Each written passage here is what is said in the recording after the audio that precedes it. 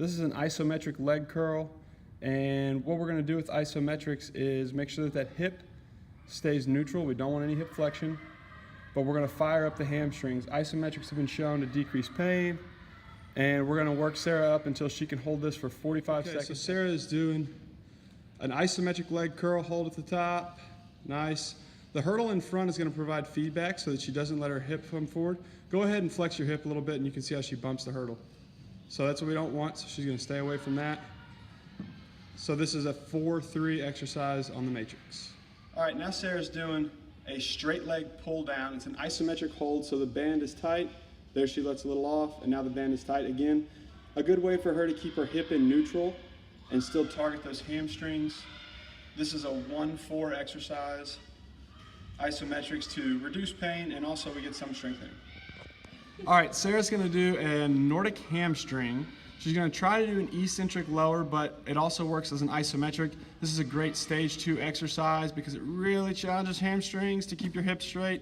Very tough. If you haven't tried it, give it a shot. This is tall kneeling, so it's a 3, and Emma's given her some feedback as well as her being on the cushion, so we'll call it a 3-1.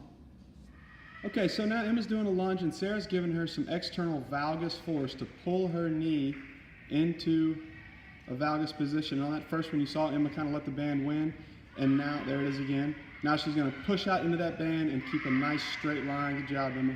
So this is standing, so it's a 4, and there is feedback, so it's a 1. This is a 4-1 exercise.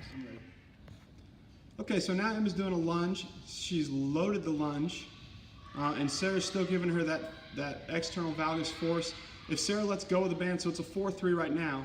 If Sarah lets go of the band, Emma keeps the load. Now she has to use internal cues to keep her knee straight, and now it's a 4-4 exercise.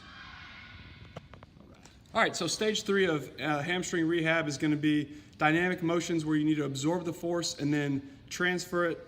So Emma is going to show us some A skips. Emma, go ahead. All right, so another stage 3 exercise would be a dynamic movement like a skier squat, where you've got to be able to absorb some force. And so Emma's going to show us. She's doing it in front of the mirror. Go ahead, Emma.